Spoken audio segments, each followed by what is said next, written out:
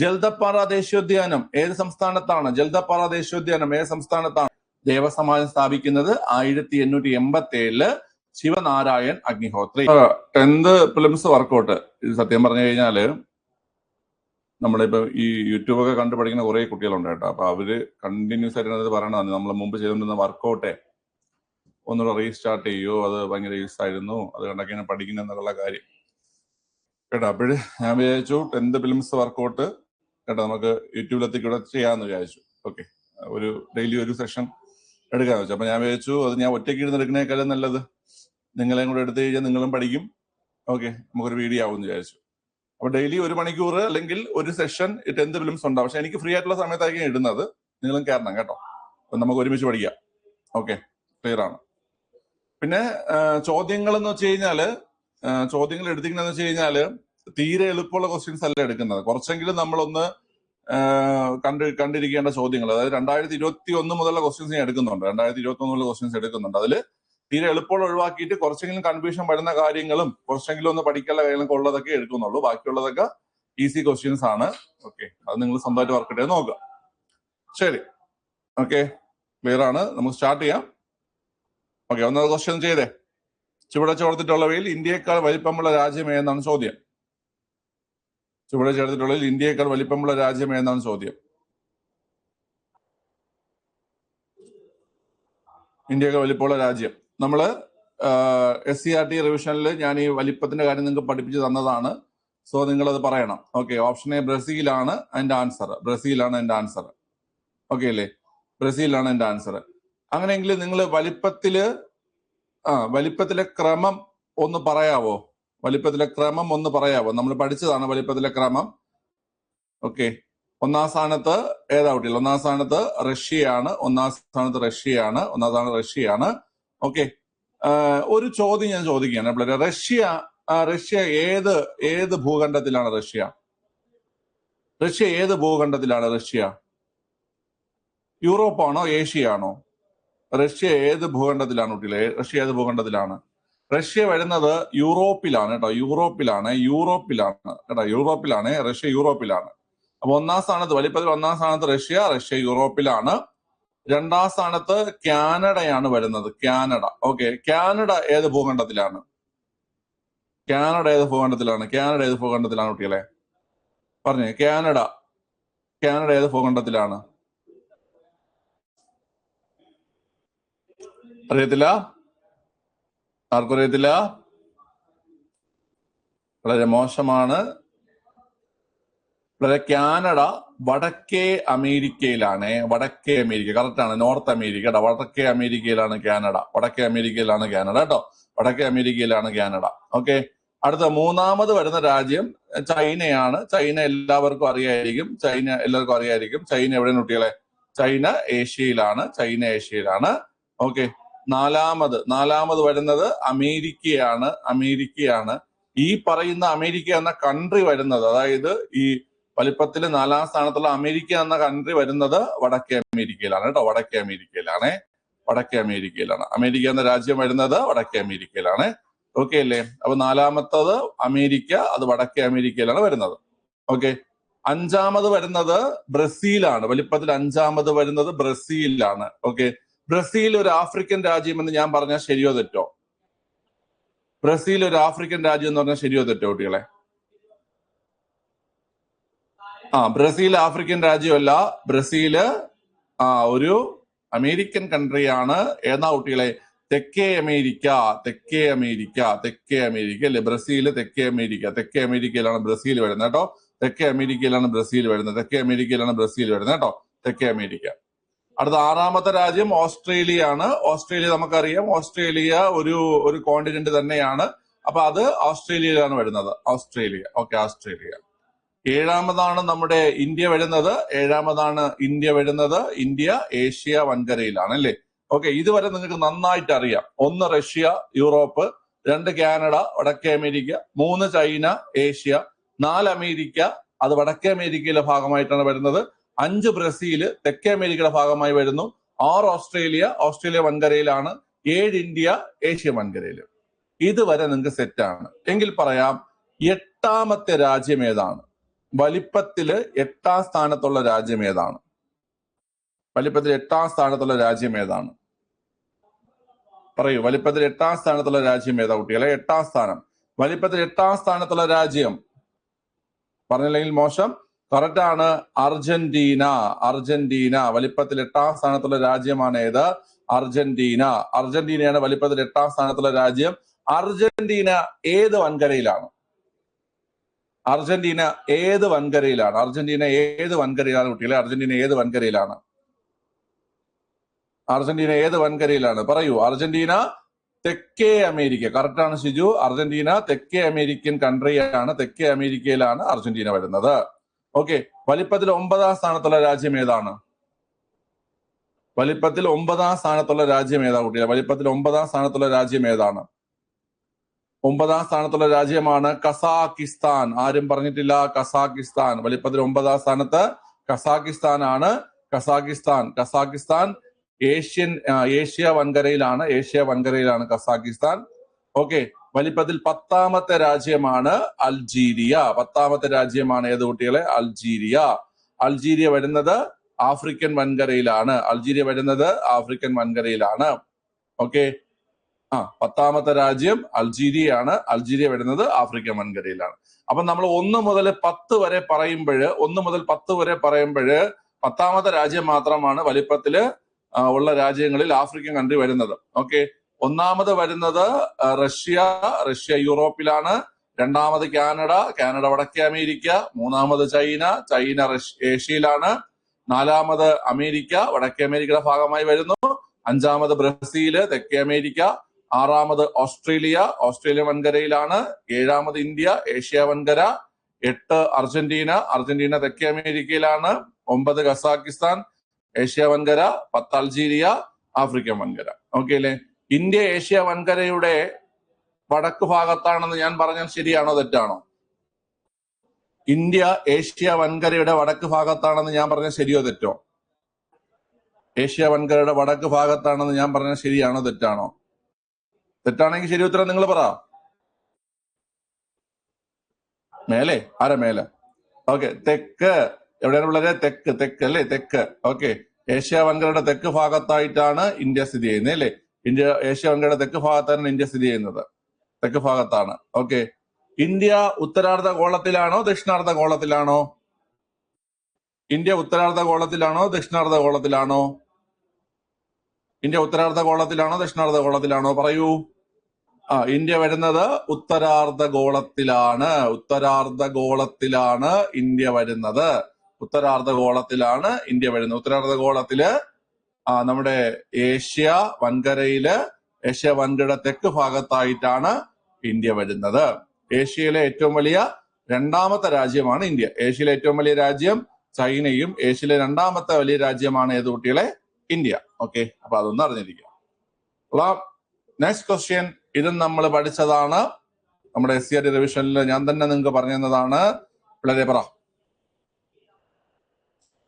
ഇന്ത്യയുടെ അക്ഷാംശ വ്യാപ്തി എത്രയെന്നാണ് ചോദ്യം. നോട്ട് PDF ഇടും. ഓക്കെ. എഴുതി പോണോ? എഴുതി പോകോ, കുഴപ്പമില്ല. ഇന്ത്യയുടെ അക്ഷാംശ വ്യാപ്തി എത്രടാ? 8 ഡിഗ്രി 4 മിനിറ്റ് നോർത്ത് മുതൽ 37 ഡിഗ്രി 6 മിനിറ്റ് നോർത്ത് വരെ. നിങ്ങൾക്ക് സെറ്റാണ്, എനിക്കറിയാം. 8 ഡിഗ്രി 4 മിനിറ്റ് നോർത്ത് മുതൽ 37 ഡിഗ്രി 6 മിനിറ്റ് നോർത്ത് വരെയാണ് ഇന്ത്യയുടെ അക്ഷാംശ വ്യാപ്തി വരുന്നത്.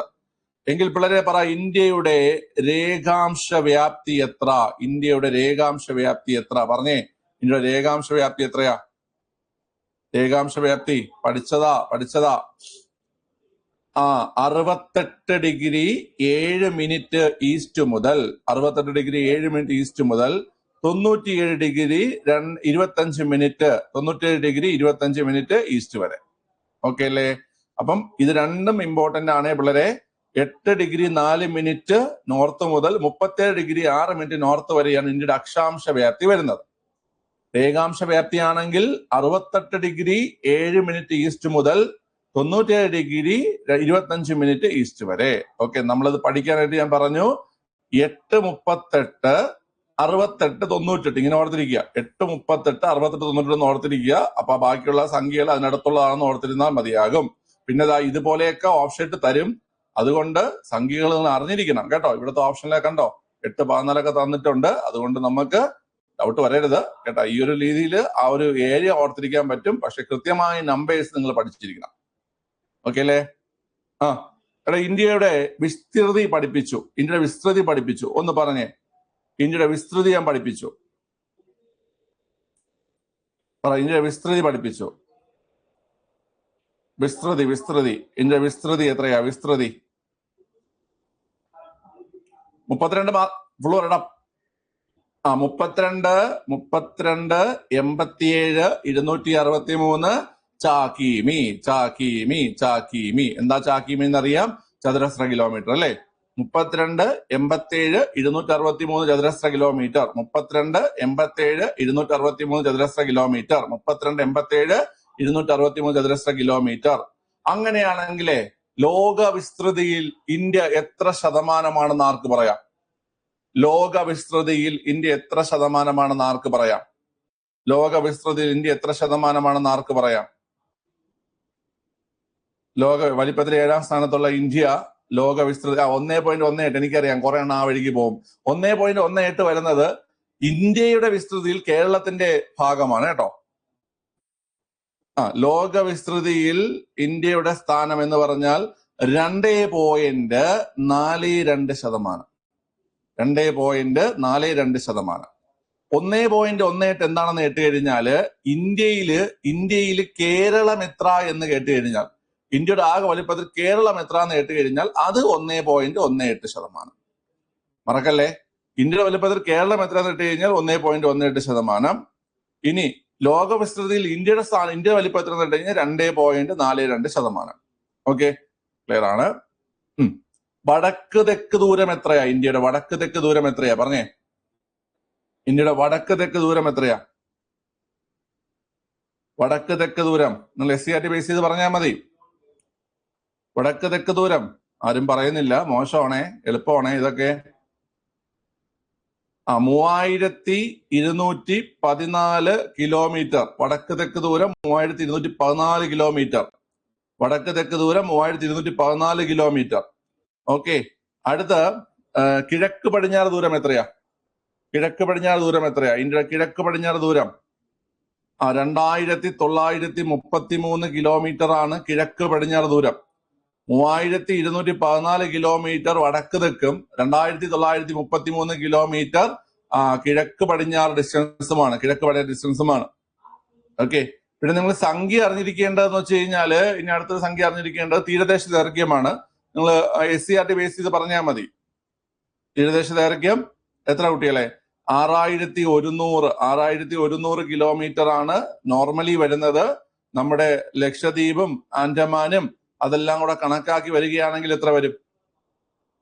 ലക്ഷദ്വീപും ആൻഡമാനും എല്ലാം കൂടെ കണക്കാക്കി വരികയാണെങ്കിൽ എത്ര വരും കുട്ടികളെ? പറഞ്ഞേ, ലക്ഷദ്വീപും ആൻഡമാനും കൂടെ കണക്കാക്കി വരികയാണെങ്കിൽ എത്ര വരും?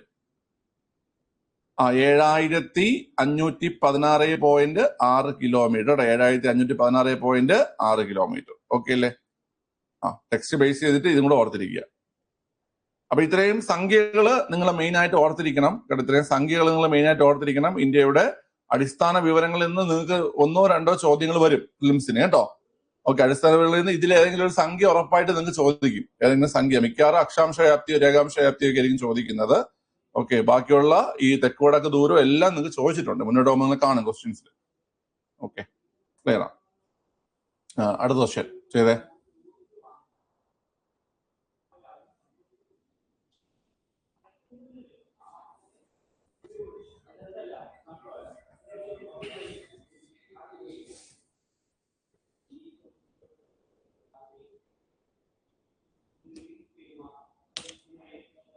ഹിൽ സ്റ്റേഷനുകളുടെ രാജകുമാരി എന്നറിയപ്പെടുന്ന സുഖവാസ കേന്ദ്രം ഏതെന്നാണ് ചോദ്യം.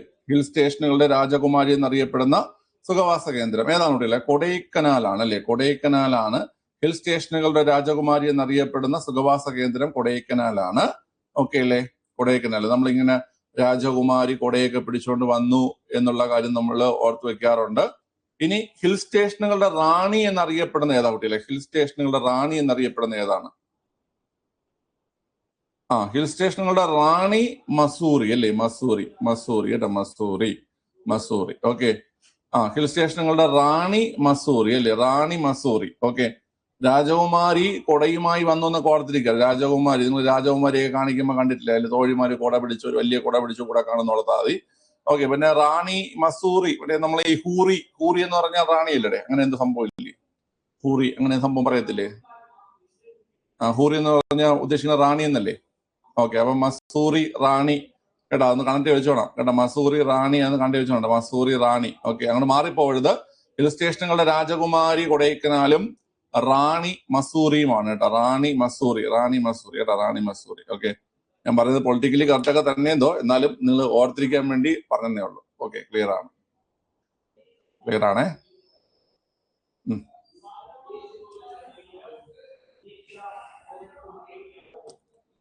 അടുത്ത ക്വസ്റ്റ്യൻ ചെയ്യാം. ഇന്ത്യയിൽ ഏറ്റവും ഉയരത്തിൽ സ്ഥിതി ചെയ്യുന്ന എയർപോർട്ടായ ലേ ഏത് നദിക്കരയിൽ എന്നാണ് ചോദ്യം. ഈസി ക്വസ്റ്റ്യൻ ആണ്. ഇന്ത്യയിൽ ഏറ്റവും ഉയരത്തിൽ സ്ഥിതി ചെയ്യുന്ന എയർപോർട്ടായ ലേ ഏത് നദിക്കരയിലാവട്ടെ? ലേ സിന്ധു നദിക്കരയിലാണ്. നമുക്കറിയാം, സിന്ധു എന്ന് പറഞ്ഞാൽ ഈ ലേ പട്ടണത്തെ ചുറ്റി ഒഴുകുന്ന നദി എന്നും പരീക്ഷയിൽ ചോദിക്കാറുണ്ടല്ലേ. ലേ പട്ടണത്തെ ചുറ്റി ഒഴുകുന്ന നദി എന്നും ചോദിക്കാറുണ്ട്. ലേ പട്ടണത്തെ ചുറ്റി ഒഴുകുന്ന നദി എന്നും ചോദിക്കാറുണ്ട്. അത് ഏതാണ്? അത് സിന്ധു നദിയാണ്, ലേ പട്ടണത്തെ ചുറ്റി ഒഴുകുന്ന നദി. ഓക്കെ അല്ലേ? ഈ ലേയിലെ എയർപോർട്ടിന്റെ പേരെന്താണെന്നറിയോ കുട്ടികളെ? ലേയിലെ എയർപോർട്ടിന്റെ പേരെന്താണെന്നറിയോ? ലേയിലെ എയർപോർട്ടിന്റെ പേരെന്താണ്? ലേയിലെ എയർപോർട്ടിന്റെ പേരെന്താണ്? ഋഷക. ഗായത്രിക്ക് ഇന്ന് മൊത്തം പ്രശ്നമാണല്ലോ. റംബോച്ചയുണ്ട്. ഓക്കെ, പിള്ളേരെ കുഷോക് ബാഗുലെ റംബോച്ച അങ്ങനെ എന്തോ, അത് ഫുള്ള് പറഞ്ഞിട്ട് അങ്ങനെ എന്തോന്ന് പറഞ്ഞു കഴിഞ്ഞാൽ അത് തന്നെ ആൻസർ. ഓക്കെ, ലേ എയർപോർട്ടിന്റെ പേര് കുഷോക് ബാഗുലെ റംബോച്ചെ എയർപോർട്ട് എന്നാണ്. ലേ എയർപോർട്ടിന്റെ പേര് നിങ്ങൾക്ക് ചോദിക്കുകയാണെങ്കിൽ, അതായത് ലേ എയർപോർട്ടിന്റെ പേര് അല്ലെങ്കിൽ ഇന്ന എയർപോർട്ട് എവിടെ നിന്നിട്ട് കഴിഞ്ഞാൽ അത് ലേയിലാണ് കേട്ടോ. കുഷോഗ് കുഷോഗ് കുഷോഗ് ബാഗുലെ ബാഗുലെ റിംബോച്ചെ റിംബോച്ചെ റിംബോച്ചെ. ഓക്കെ, കുഷോക് ബാഗുലെ റിംബോച്ചെ എയർപോർട്ട് എന്നാണ്, കുഷോക് ബാഗുലെ റിംബോച്ചെ എയർപോർട്ട് എന്നാണ് ലേ എയർപോർട്ടിന്റെ പേര് കേട്ടോ. ഓക്കെ, ലേ എയർപോർട്ടിന്റെ പേര് കുഷോക് ബാഗുലെ റിംബോച്ചെ എയർപോർട്ട് എന്നാണ്. കുഷോക് ബാഗുലെ റിംബോച്ചെ എയർപോർട്ട് എന്നാണ് ലേ എയർപോർട്ടിന്റെ പേര്. ഓക്കെ അല്ലേ? ശരി. അങ്ങനെയാണെങ്കിൽ ഈ സീറോ എയർപോർട്ട് എവിടെയാണ് കിട്ടില്ല? സീറോ എയർപോർട്ട് നിങ്ങൾ ചോദിക്കുന്ന ഒരു ചോദ്യമാണ്. സീറോ എയർപോർട്ട്, സീറോ എയർപോർട്ട് എവിടെയാണ്? Ziro airport, Ziro Ziro airport. Ziro airport വരുന്നത് അരുണാചൽ പ്രദേശിലാണ്. സീറോ എയർപോർട്ട് വരുന്നത് അരുണാചൽ പ്രദേശ്, അരുണാചൽ പ്രദേശിലാണ് സീറോ എയർപോർട്ട് വരുന്നത്. ഓക്കെ അല്ലേ? അതുപോലെ ഡംബോളി എയർപോർട്ട് വരുന്നത് എവിടെയാണ്? Dabolim airport, Dabolim airport, Dabolim airport, Dabolim airport. Dabolim airport എവിടെയാ വരുന്നത്? ഡംബോളി എയർപോർട്ട് വരുന്നത് ഗോവയിലാണ് വരുന്നത്. ഗോവ എയർപോർട്ടിന്റെ പേരാണ് ഡംബോളി എയർപോർട്ട്, ഡംബോളി എയർപോർട്ട്. ഓക്കെ അല്ലേ? ഇനി വേറെ എയർപോർട്ട് ഉണ്ട്, ഡം എയർപോർട്ട്. ഡം എയർപോർട്ട് ഏതാണ്? ഡം എയർപോർട്ട്,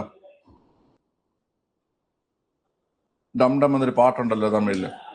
ഡം എയർപോർട്ട്, ഡം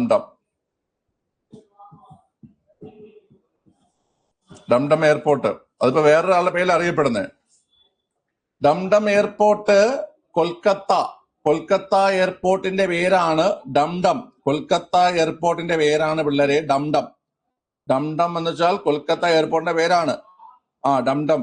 അത് ആരുടെ പേരിൽ എന്ന് ഇട്ട് കഴിഞ്ഞാൽ സുഭാഷ് ചന്ദ്രബോസിന്റെ പേരിലാണ്. Subhash Chandrabose international airport, Subhash Chandrabose international എയർപോർട്ടാണ് Dum airport. Dum airport Subhash Chandrabose international എയർപോർട്ടാണ്. എവിടെ സ്ഥിതി ചെയ്യുന്നു എന്ന് കേട്ട് കഴിഞ്ഞാല് കൊൽക്കത്തയിൽ സ്ഥിതി ചെയ്യുന്നു. Kolkata Dum airport. Okay, clear ആണ്. എന്നാൽ ആരാദ്യം പറയും എന്താണ് സിയാൽ? സിയാൽ എന്താ കുട്ടികളെ? സിയാലിന്റെ പൂർണ്ണരൂപം എന്താണ്? സിയാലിന്റെ പൂർണ്ണരൂപം എന്താണ്? സിയാൽ എവിടെയാണ്? സിയാലിന്റെ പൂർണ്ണരൂപം എന്താണ്? സിയാൽ എവിടെയാണ്? സിയാലിന്റെ പൂർണ്ണരൂപം എന്താണ്? സിയാൽ എവിടെയാണ്? പറഞ്ഞേ. സിയാലിന്റെ പൂർണ്ണരൂപം കൊച്ചിയല്ല. Cochin international airport limited. കൊച്ചിയല്ല, കൊച്ചിൻ ഇന്റർനാഷണൽ എയർപോർട്ട് ലിമിറ്റഡ് എന്നാണ് സിയാലിന്റെ പൂർണ്ണരൂപം കൊച്ചിൻ ഇന്റർനാഷണൽ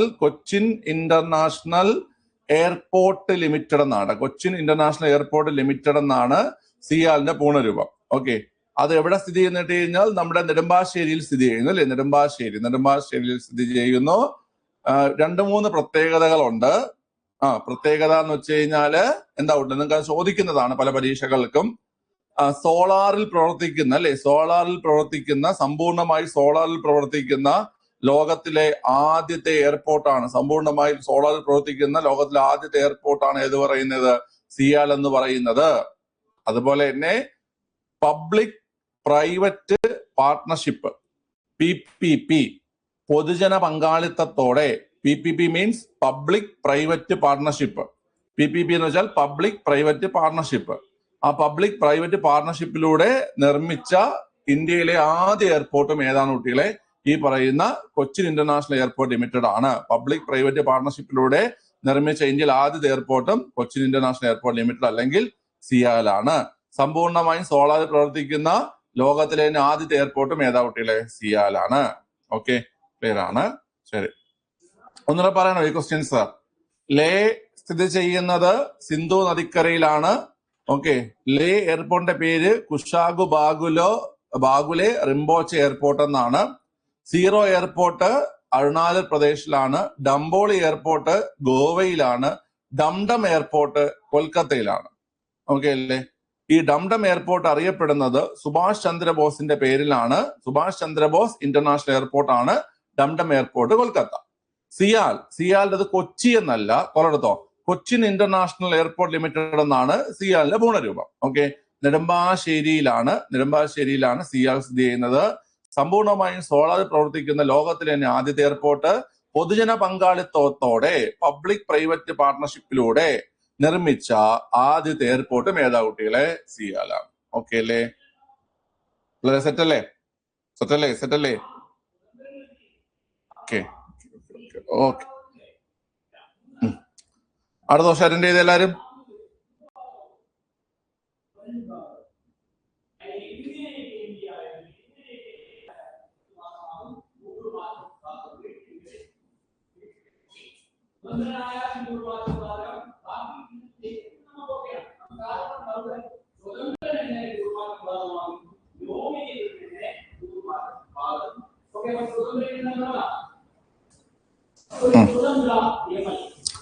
ഇന്ത്യയിലെ ഏറ്റവും ഉയരത്തിലുള്ള ദേശീയോദ്യാനം ഏതെന്നാണ് ചോദ്യം. ഇന്ത്യയിലെ ഏറ്റവും ഉയരത്തിലുള്ള ദേശീയോദ്യാനം ഏതെന്നാണ് പിള്ളേരെ ചോദ്യം.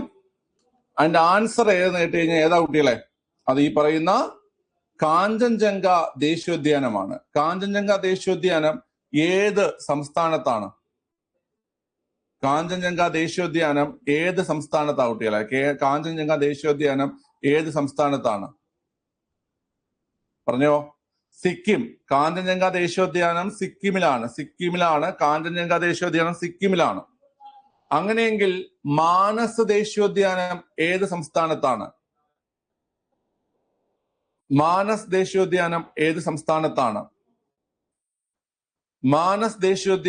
അസമിലാണ് അല്ലെ? അസമിലാണ് മാനസ് ദേശീയോദ്യാനം. സംസ്ഥാനം പഠിച്ചോണം. മാനസ് ദേശീയോദ്യാനം അസമിലാണ് മാനസ് ദേശീയോദ്യാനം. ജൽദപ്പാറ ദേശീയോദ്യാനം ഏത് സംസ്ഥാനത്താണ്? പറ. ജൽദപ്പാറ ദേശീയോദ്യാനം ഏത് സംസ്ഥാനത്താണ്? ജൽദപ്പാറ ദേശീയോദ്യാനം പറ വളരെ. നിങ്ങൾക്ക് അറിയാം.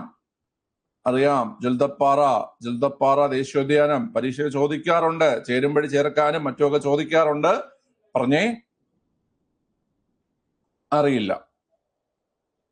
ജൽദപ്പാറ ദേശീയോദ്യാനം സ്ഥിതി ചെയ്യുന്നത് വെസ്റ്റ് ബംഗാളിലാണ്. പശ്ചിമ ബംഗാളിലാണ് ജൽദപ്പാറ ദേശീയോദ്യാനം സ്ഥിതി ചെയ്യുന്നത്. എവിടെ കുട്ടികളെ? പശ്ചിമ ബംഗാൾ, വെസ്റ്റ് ബംഗാളിലാണ് ജൽദപ്പാറ ദേശീയോദ്യാനം സ്ഥിതി ചെയ്യുന്നത്. ഡച്ചിങ്ക നാഷണൽ പാർക്ക് പറഞ്ഞേ. ഡച്ചിങ്ക നാഷണൽ പാർക്ക് എവിടെയാ? ഡച്ചിങ്ങാം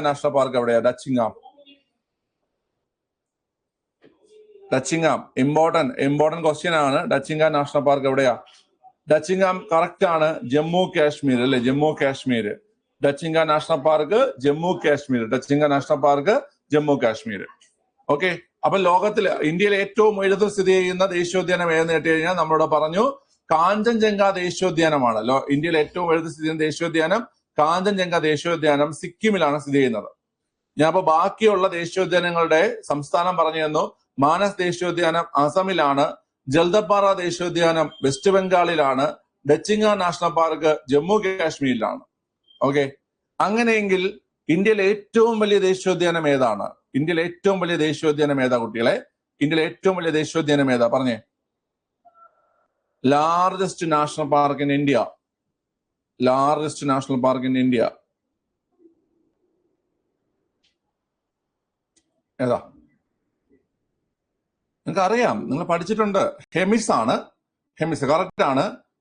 ഏറ്റവും വലിയ ദേശീയോദ്യാനം ഹെമിസ് ആണ്. ഹെമിസ് ഹെമിസ് എവിടെയാ സ്ഥിതി ചെയ്യുന്നത്? ഹെമിസ് എവിടെയാണ് സ്ഥിതി ചെയ്യുന്നത്? ഹെമിസ് എവിടെയാണ് സ്ഥിതി ചെയ്യുന്നത്? ഹെമിസ് ഉത്തരാഖണ്ഡിലാണോ? ഉത്തരാഖണ്ഡിലല്ല. ഹെമിസ് നാഷണൽ പാർക്ക് സ്ഥിതി ചെയ്യുന്നത് ലഡാക്കിലാണ് കേട്ടോ. നിലവിലെ ലഡാക്കിലാണ്. 5 കറക്റ്റ് ആണ്. ലഡാക്കിലാണ് ഹെമിസ് ദേശീയോദ്യാനം സ്ഥിതി ചെയ്യുന്നത്. ലഡാക്കിലാണ് കേട്ടോ. ഏറ്റവും വലിയ ദേശീയോദ്യാനമായ ഹെമിസ് ദേശീയോദ്യാനം ലഡാക്കിലാണ് സ്ഥിതി ചെയ്യുന്നത്. ലഡാക്കിൽ. ഓക്കെ, അങ്ങനെയെങ്കിൽ ഇന്ത്യയിൽ ആദ്യത്തെ ദേശീയോദ്യാനം ഏതാ? First national park in India. First national park in India ഏതാ കുട്ടികളെ?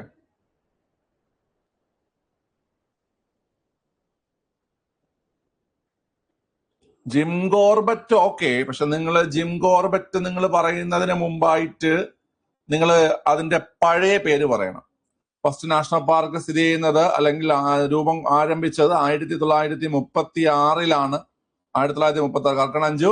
ഹെയ്ലി നാഷണൽ പാർക്ക് അല്ലെ? ഹെയ്ലി നാഷണൽ പാർക്ക് എവിടെ നേട്ട് കഴിഞ്ഞാല് ഉത്തരാഖണ്ഡിലാണ് അല്ലെ? ഉത്തരാഖണ്ഡിലാണ് Hailey national park. Hailey national park ഇപ്പൊ അറിയപ്പെടുന്ന പേര് അല്ലെങ്കിൽ അതിന്റെ മറ്റൊരു പേരാണ് Jim Corbett national park. Okay, പക്ഷെ അവിടെ കൊണ്ടും തീരുന്നില്ല. ഈ നാഷണൽ പാർക്കിന് വേറൊരു പേരും കൂടെ ഉണ്ട്. പരീക്ഷയ്ക്ക് അത് ചോദിക്കാറുമുണ്ട്. Hailey national park, Jim Corbett national പാർക്കിന് മറ്റൊരു പേരുണ്ട്. ഒരു നദിയുടെ പേര് വെച്ചിട്ട് ഒരു പേരുണ്ട്. എന്താണ് ആ പേര്? നിങ്ങൾക്ക് അറിയാം, പറ. നദിയുടെ പേര് വെച്ചിട്ടുള്ള പേരെന്താ? കറക്റ്റ് ആണ്. Ramganga national park. ഓക്കെ അല്ലേ? Ramganga national park. ഓക്കെ അല്ലേ? Ramganga national park. അപ്പൊ നിങ്ങൾ ഏറ്റവും ഉയരത്തിലുള്ള പഠിച്ചു. ഏറ്റവും ഉയരത്തിലുള്ളത് കാഞ്ചൻജംഗ നാഷണൽ പാർക്ക്. ഏറ്റവും വലുത് ഹെമിസ് നാഷണൽ പാർക്ക് ലഡാക്ക്. ഇനി ആദ്യത്തത് ഹെയ്ലി നാഷണൽ പാർക്ക് ഉത്തരാഖണ്ഡ്. അതിന്റെ ജിം കോർബറ്റ് എന്നാണ് മറ്റൊരു പേര്. രാംഗംഗ നാഷണൽ പാർക്ക് എന്നറിയപ്പെടും. കാരണം ജിം കോർബറ്റിലൂടെ ഒഴുകുന്ന നദി ഏതാണ് കുട്ടികളെ? രാംഗംഗയാണ്. അങ്ങനെയെങ്കിൽ ഏറ്റവും ചെറിയ നാഷണൽ പാർക്ക് ഏതാണ്? ഇന്ത്യയിലെ ഏറ്റവും ചെറിയ national park, smallest national park ഏതാ കുട്ടികളെ? Smallest national park. Smallest national park ഏതെന്ന് കേട്ട് കഴിഞ്ഞാൽ സൗത്ത് ബട്ടൺ ഐലൻഡ് ആണ് കേട്ടോ. സൗത്ത് ബട്ടൺ ഐലൻഡ് ആണ്. സൗത്ത് ബട്ടൺ ഐലൻഡ് നാഷണൽ പാർക്കാണ് ഏറ്റവും ചെറിയ നാഷണൽ പാർക്ക്. ഇന്ത്യയിലെ ഏറ്റവും ചെറിയ national park south button island national പാർക്കാണ്. അത് എവിടെ നേട്ട് കഴിഞ്ഞാല് ആൻഡമാൻ ആണല്ലേ? ആൻഡമാൻ. ഓക്കെ അല്ലേ? ആൻഡമാൻ നിക്കോബാറിലാണ് ഈ പറയുന്ന സൗത്ത് ബട്ടൺ ഐസ്ലാൻഡ് അല്ലെങ്കിൽ south button island national park സ്ഥിതി ചെയ്യുന്നത്. നിങ്ങൾക്ക് അതൊരു ചോദ്യമായി വന്നിട്ടുണ്ട്. ഈ south button island, middle button island, north button island എന്നീ പേരുകളുള്ള നാഷണൽ പാർക്ക് എവിടെയാണെന്ന്. സൗത്ത് ബട്ടണും മിഡിൽ ബട്ടണും നോർത്ത് ബട്ടണും എല്ലാം എവിടെയാണ് കുട്ടികളെ? ആൻഡമാൻ നിക്കോബാറിലാണ് കേട്ടോ. ഓക്കെ അല്ലേ? ക്ലിയർ ആണ്. അപ്പൊ ഈ പോയിന്റ്സ് എല്ലാം മനസ്സിലായോ?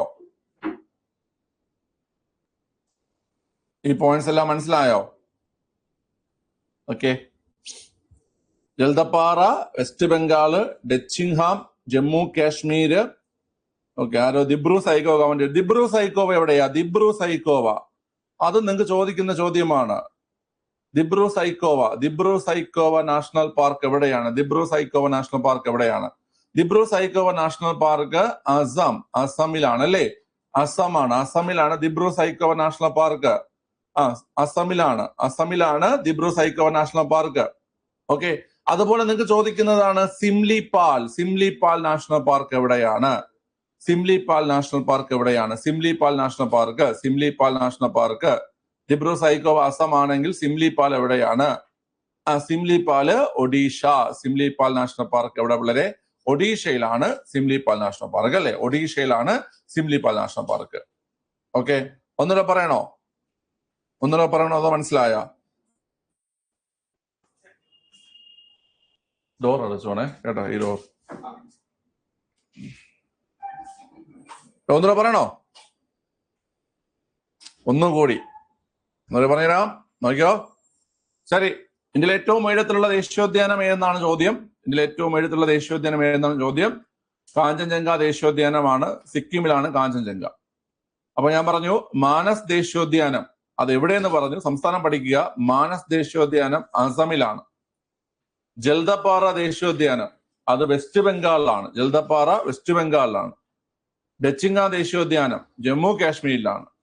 പിന്നെ നമ്മൾ പറഞ്ഞത് ഏറ്റവും വലിയ ദേശീയോദ്യാനം ഹെമിസ്. ഏറ്റവും വലുത് ഹെമിസ് ആണ്, ലഡാക്കിലാണ് ഹെമിസ്.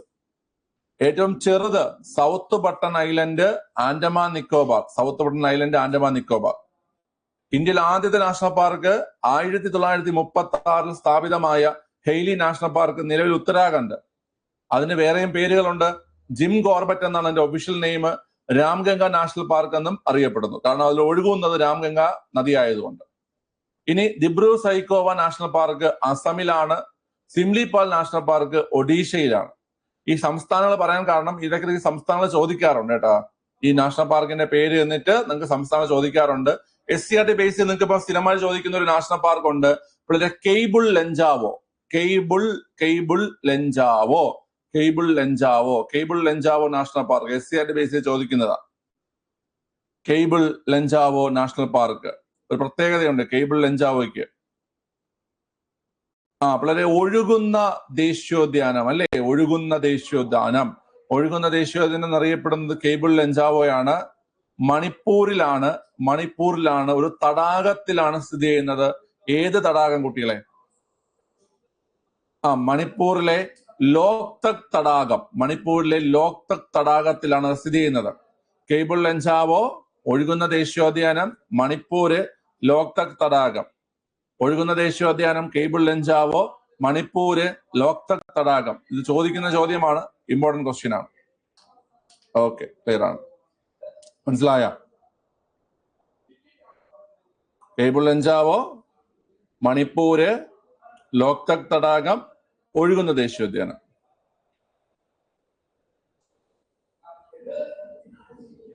ഓക്കെ, അടുത്ത ഏത് ഗവർണർ ജനറലിന്റെ കാലത്താണ് ബനാറസ് ഉടമ്പടി ഒപ്പുവെച്ചതെന്നാണ് ചോദ്യം. ഓക്കെ, നല്ലപോലെ ഒന്ന് വായിച്ച് ഉത്തരം കണ്ടുപിടിച്ചേ. ഏത് ഗവർണർ ജനറലിന്റെ കാലത്താണ് ബനാറസ് എഗ്രിമെന്റ് ഒപ്പുവെച്ചതെന്നാണ് ചോദ്യം.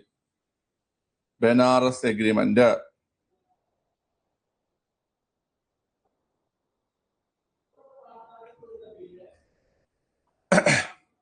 വളരെ ബനാറസ് എഗ്രിമെന്റ് വാറൻ ഹേസ്റ്റിങ്സിന്റെ കാലത്താണ് ബനാറസ് ഉടമ്പടികൾ ഒപ്പുവയ്ക്കുന്നത്. വാറൻ ഹേസ്റ്റിങ്സിന്റെ കാലത്താണ്. ഓക്കെ അല്ലേ? 2 ബനാറസ് ഉടമ്പടികളുണ്ട്. 1773 1775 ഈ ബനാറസ് എഗ്രിമെന്റ് കൊണ്ട് ഉദ്ദേശിക്കുന്നത് എന്താണ് കുട്ടികൾ? ആരുമായിട്ടാണ് ഈ ബനാറസ് എഗ്രിമെന്റ് ഒപ്പുവെച്ചത്? പറഞ്ഞേ. ബനാറസ്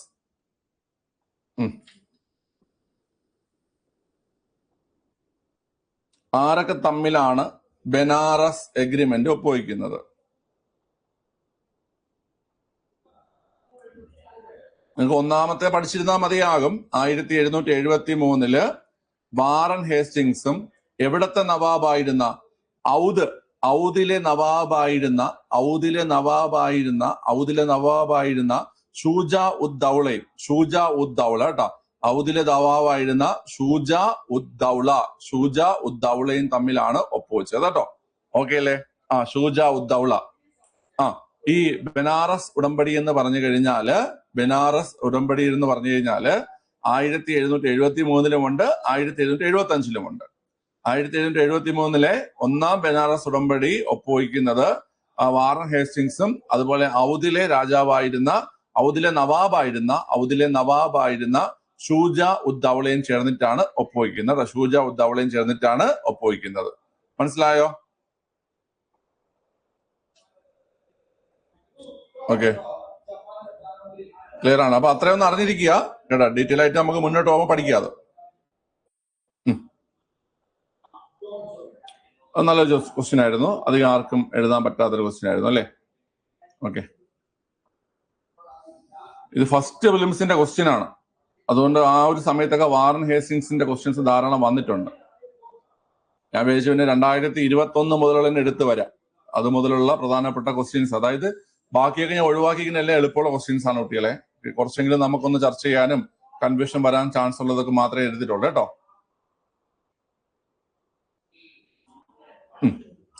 ഇതൊരു പ്രധാനപ്പെട്ട ക്വസ്റ്റ്യൻ ആണ്.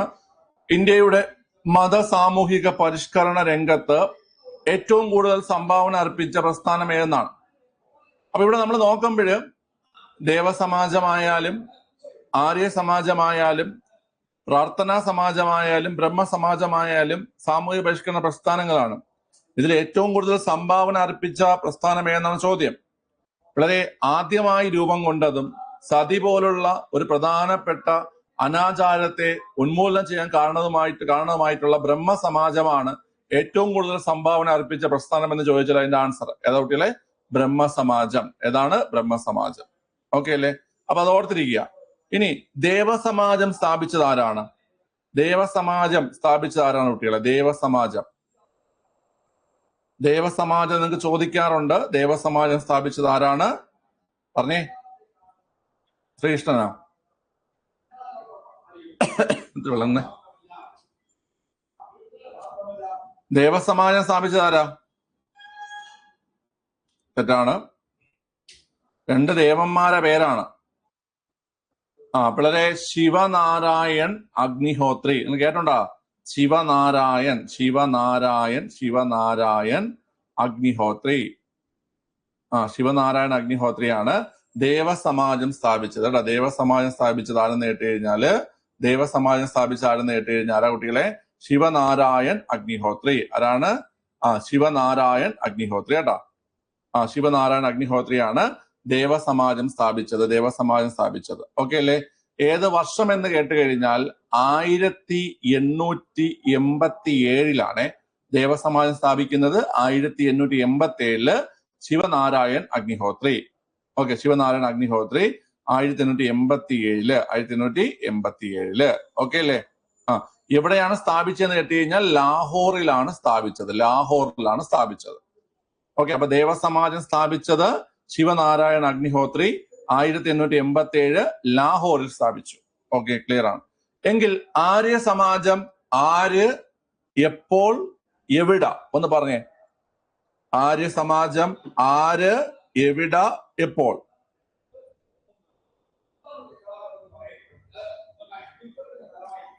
പറവട്ടികളെ, ആര്യ സമാജം ആര്, എവിട, എപ്പോൾ? അപ്പൊ ആള് നിങ്ങൾക്ക് അറിയാം. സ്വാമി ദയാനന്ദ സരസ്വതി. കറക്റ്റ് ആണ്. സ്വാമി ദയാനന്ദ സരസ്വതിയാണ് സ്ഥാപിച്ചത്. ഓക്കെ, വർഷം പറഞ്ഞേ. കറക്റ്റ് ആണ് സുമ.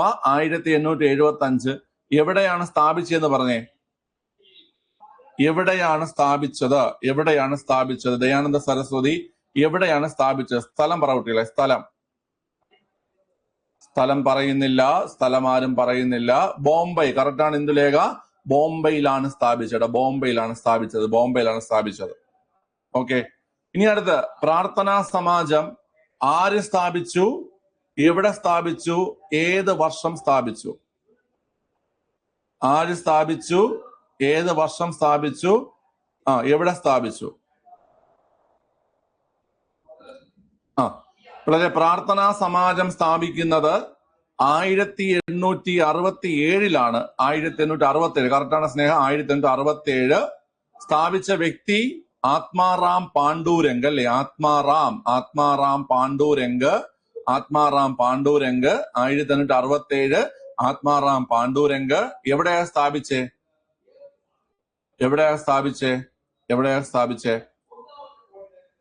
ഏത് സ്ഥലത്താ സ്ഥാപിച്ചേ? പറഞ്ഞേ. പ്രാർത്ഥനാ സമാജം വളരെ ബോംബൈ. പ്രാർത്ഥനാ സമാജം ബോംബൈ. ഓക്കെ അല്ലേ? ബോംബൈ തന്നെയാണ് പ്രാർത്ഥനാ സമാജം സ്ഥാപിച്ചത്. പക്ഷേ ഒരു ഡിഗ്രി പ്രിലിംസ് ക്വസ്റ്റ്യൻ പേപ്പറിൽ ഇങ്ങനൊരു പോയിന്റ് ഉണ്ട്. അതായത് പ്രാർത്ഥനാ സമാജം സ്ഥാപിക്കുന്നതിൽ മഹാദേവ ഗോവിന്ദ റാനഡെ, എം ജി റാനഡെ പങ്ക് വഹിച്ചിട്ടുണ്ട്. ശരിയാണോ? ശരിയാണ്. എം ജി റാനഡെ പങ്ക് വഹിച്ചിട്ടുണ്ട്. ഈ സ്ഥാപനവുമായി ബന്ധപ്പെട്ട് മഹാദേവ ഗോവിന്ദ റാനഡെ, എം ജി റാനഡെ എന്ത് ചെയ്തിട്ടുണ്ട് കുട്ടികളെ? പ്രവർത്തിച്ചിട്ടുണ്ട്. അപ്പൊ നിങ്ങൾ അങ്ങനെ ഒരു ക്വസ്റ്റ്യൻ വന്നിട്ടുള്ളത് കൊണ്ട് അത് മറക്കരുത്. പ്രാർത്ഥനാ സമാജം 1867 പ്രധാന സ്ഥാപകൻ ആത്മാറാം പാണ്ഡുരംഗ്, സ്ഥാപിച്ച സ്ഥലം ബോംബൈ, എം ജി റാനഡെ അതിലൊരു പങ്കാളിയാണ്. ഓക്കെ, എം ജി റാനഡെ അതിലൊരു പങ്കാളിയാണ്. ഓക്കെ അല്ലേ? ഇനി അടുത്ത് ബ്രഹ്മസമാജം പറഞ്ഞേ. ബ്രഹ്മസമാജം വർഷം, സ്ഥലം. ഓക്കെ, വർഷം, സ്ഥലം, വ്യക്തി നിങ്ങൾക്കറിയാം. ബ്രഹ്മസമാജം വർഷം, സ്ഥലം പറഞ്ഞേ.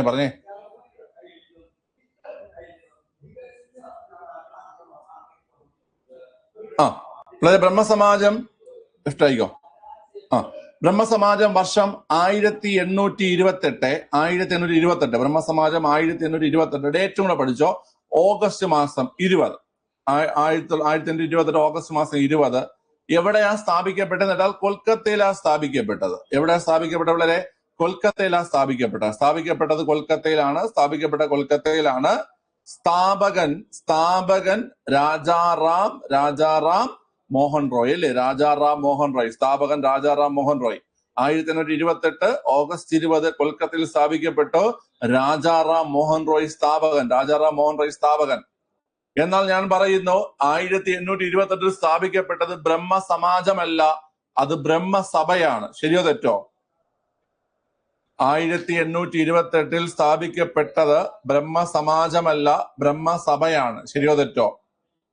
ശരിയാണ്.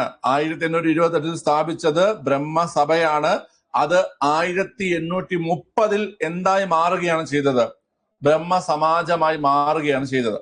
1828 ഓഗസ്റ്റ് മാസം 20 സ്ഥാപിക്കപ്പെട്ടത് ബ്രഹ്മസഭയാണ്. അത് 1830 ബ്രഹ്മസമാജമായി മാറുകയാണ് ചെയ്തത്. ഓക്കെ, അപ്പൊ 4 സാമൂഹിക പരിഷ്കരണ പ്രസ്ഥാനങ്ങൾ, അതിന്റെ സ്ഥാപകർ, സ്ഥാപിച്ച സ്ഥലം, ഇത്രയും മനസ്സിലായോ? ഒന്നുകൂടെ പറയണോ?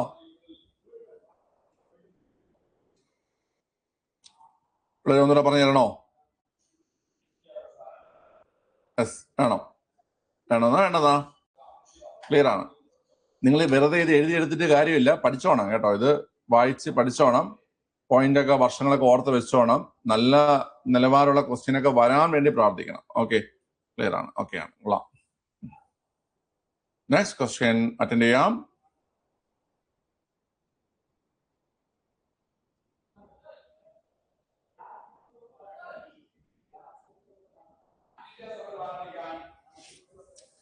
ഏത് വർഷമാണ് ആത്മീയ സഭ രൂപീകരിച്ചതെന്നാണ് ഇപ്പോഴും നമുക്ക് ചോദിക്കുന്ന ഒരു ക്വസ്റ്റ്യൻ കൂടിയാണിത്. ഏത് വർഷം ആത്മീയ സഭ രൂപീകരിച്ചു എന്നുള്ള കാര്യം. ഓപ്ഷൻ ബി ആണ് 1815 ആത്മീയ സഭ രൂപീകരിച്ചത് അല്ലെ? ആത്മീയ സഭ രൂപീകരിച്ചത് 1815 1815 ആത്മീയ സഭ രൂപീകരിച്ചത്. ഓക്കെ, ക്ലിയർ ആണ്. ശരി, ഇനി ഞാൻ ചോദിക്കുന്ന ചോദ്യങ്ങൾക്ക് നിങ്ങൾ എനിക്ക് മറുപടി തരണം. ഓക്കെ, രാജാറാം മോഹൻ റോയ് ആണ് ഇത് രൂപീകരിച്ചത്. നിങ്ങൾക്ക് അറിയാം, രാജാറാം മോഹൻ റോയ് ആണ് ആത്മീയ സഭ രൂപീകരിച്ചത് അല്ലെ? രാജാറാം മോഹൻ റോയ് ആണ് ആത്മീയ സഭ രൂപീകരിച്ചത്. എവിടെയാണ് ആത്മീയ സഭ രൂപീകരിച്ചെന്നിട്ട് നിങ്ങൾ എവിടെ പറയും? ഏത് സ്ഥലത്താണ് രൂപീകരിച്ചെന്നിട്ട് എവിടെ പറയും കുട്ടികളെ? രാജാറാം മോഹൻ റോയ് ആത്മീയ സഭ രൂപീകരിച്ചത് എവിടെയാണ്? രാജാറാം മോഹൻ റോയ് ആത്മീയ സഭ രൂപീകരിച്ചത് എവിടെയാണ്? പറഞ്ഞേ. എവിടാ? പൂനെയില്ല. കൊൽക്കത്ത കിടക്കുന്ന അങ്ങേര് പൂനെ വന്ന ആടാ പൂനെ പറഞ്ഞത്. കൊൽക്കത്ത ആത്മീയ സഭ രൂപീകരിച്ചത് എവിടെ നേട്ടി കഴിഞ്ഞാല് കൊൽക്കത്തയിൽ തന്നെയാണ് ആത്മീയ സഭ രൂപീകരിച്ചത്. ഓക്കെ അല്ലേ? കൊൽക്കത്തയിലാണ് ആത്മീയ സഭ രൂപീകരിച്ചത്. ഇനി ശ്രദ്ധിച്ചു കേൾക്കുക 1817 നമുക്ക് പഠിക്കാറുണ്ട് രാജാറാം മോഹൻ റോയി ബന്ധപ്പെട്ട്. 1817 രാജാറാം മോഹൻ റോയ് എന്താണ് രൂപീകരിച്ചത്? പറ വളരെ.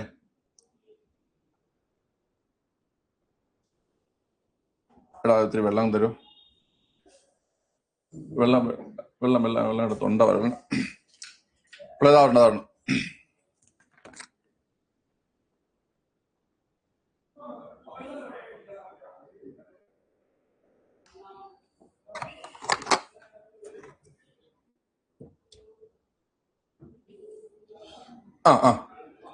പിള്ളേരെ 1817 രാജാറാം മോഹൻ റോയ് എന്താണ് സ്ഥാപിച്ചെന്ന് കേട്ടാൽ ഹിന്ദു കോളേജ്. എന്താ പിള്ളേരെ?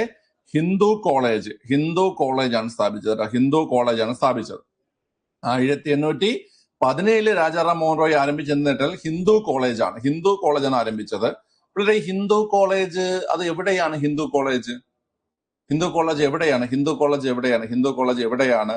ഒറ്റയ്ക്കാണോ സ്ഥാപിച്ചത്? കൂടെ ആരെങ്കിലും ഉണ്ടായിരുന്നോ? അതൊക്കെ ഒന്ന് പറഞ്ഞേ. 1817 രാജാറാം മോഹൻ റോയ് ഹിന്ദു കോളേജ് കറക്റ്റ് ആണ്, കൊൽക്കത്തയിലാണ് സ്ഥാപിച്ചത്. കൊൽക്കത്തയിൽ തന്നെയാണ് സ്ഥാപിച്ചത്. ആരോടൊപ്പം? ഡേവിഡ് ഹാരയോടൊപ്പം. ആരോടൊപ്പം കുട്ടികളെ? ഡേവിഡ് ഹാരയോടൊപ്പം. ഓക്കെ. അപ്പൊ 1817 രാജാറാം മോഹൻ റോയ് ഹിന്ദു കോളേജ് ആരംഭിക്കുന്നു. അത് കൊൽക്കത്തയിൽ ആരംഭിക്കുന്നു. ഡേവിഡ് ഹാരയോടൊപ്പം ആരംഭിക്കുന്നു. ഓക്കെ അല്ലേ? ഡേവിഡ് ഹാരയോടൊപ്പം ആരംഭിക്കുന്നു. പിന്നെ 821 22 നമ്മൾ മോർണിംഗ് ക്ലാസ്സിൽ പറഞ്ഞായിരുന്നു അല്ലെ? 821 22 നമ്മള് സമ്പാദ കൗമുദി അതുപോലെ മിറാത്തുൽ അക്ബർ നമ്മൾ പറഞ്ഞായിരുന്നു അല്ലെ? ഓക്കെ. അങ്ങനെയെങ്കിൽ 1825 രാജാറാം മോഹൻ റോയ് എന്താ ചെയ്തേ? പറ. 1825 രാജാറാം മോഹൻ റോയ് എന്താ ചെയ്തേ? 1825 രാജാറാം മോഹൻ റോയ് കറക്റ്റാണ്. കൊൽക്കത്തയിൽ വേദാന്ത കോളേജ്. 1825 രാജാറാം മോഹൻ റോയ് കൊൽക്കത്തയില് വേദാന്ത കോളേജ്. 1825 കൊൽക്കത്തയില് വേദാന്ത കോളേജ് ആരംഭിച്ചു രാജാറാം മോഹൻ റോയ്. 1825 1829 ഞാൻ രാവിലെ പറഞ്ഞു ബംഗദൂത് എന്ന പ്രസിദ്ധീകരണം ആരംഭിച്ചു. 1829 ബംഗദൂത് എന്ന പ്രസിദ്ധീകരണം ആരംഭിച്ചു രാജാറാം മോഹൻ റോയ്. ഓക്കെ. അപ്പൊ രാജാറാം മോഹൻ റോയുമായി ബന്ധപ്പെട്ട് 5 വർഷങ്ങളാണ് നമ്മൾ പഠിച്ചത്. 5 പ്രധാനപ്പെട്ട വർഷങ്ങൾ.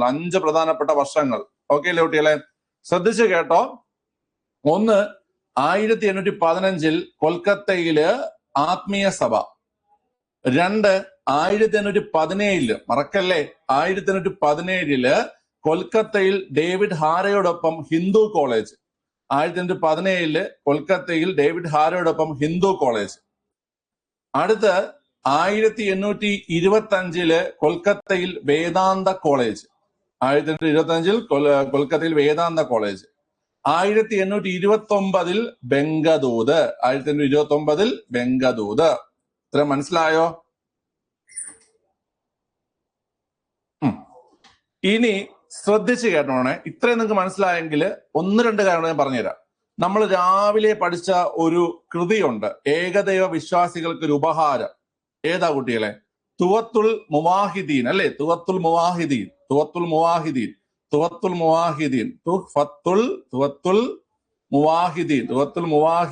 ഓക്കെ. ആ ഒരു കൃതി പഠിച്ചു ഓർക്കുന്നുണ്ടല്ലേ? തുവത്തുൽ മുവാഹിദീൻ. പിള്ളേരെ അത് ഏത് വർഷമാണ് അദ്ദേഹം എഴുതിയത്? തുവത്തുൽ മുവാഹിദീൻ ഏത് വർഷമാണ് എഴുതിയത് കുട്ടികളെ? തുവത്തുൽ മുവാഹിദീൻ ഏത് വർഷമാണ് എഴുതിയത്? ആർക്ക് പറയാം? തുവത്തുൽ മുവാഹിദീൻ കറക്റ്റ് ആണ് സ്നേഹ. 1805 കേട്ടോ. 1805 തുവത്തുൽ മുവാഹിദീൻ എഴുതിയത്. 1805 തുവത്തുൽ മുവാഹിദീൻ. 1805 തുവത്തുൽ മുവാഹിദീൻ. മറക്കല്ലേ. അങ്ങനെയെങ്കിൽ അദ്ദേഹം വേദാന്ത ഗ്രന്ഥം എഴുതിയിട്ടുണ്ട്. അത് ഏത് വർഷം? വേദാന്ത ഗ്രന്ഥം എഴുതിയിട്ടുണ്ട്. അത് ഏത് വർഷം? വേദാന്ത ഗ്രന്ഥം. വേദാന്ത ഗ്രന്ഥം 1815. വേദാന്ത ഗ്രന്ഥം ഏത് വർഷം? 1815. വേദാന്ത ഗ്രന്ഥം 1815. ഓക്കെ, ക്ലിയർ ആണ്. പിന്നെ നമ്മൾ രാവിലെ പറഞ്ഞ മറ്റൊരു കൃതി, ജീസസിന്റെ കൽപ്പനകൾ, പ്രിസെപ്റ്റ്സ് ഓഫ് ജീസസ്, അതേത് വർഷം? ജീസസിന്റെ കൽപ്പനകൾ, ജീസസിന്റെ കൽപ്പനകൾ, ജീസസിന്റെ കൽപ്പനകൾ, പ്രിസെപ്റ്റ്സ് ഓഫ് ജീസസ്, അതേത് വർഷം? 1820.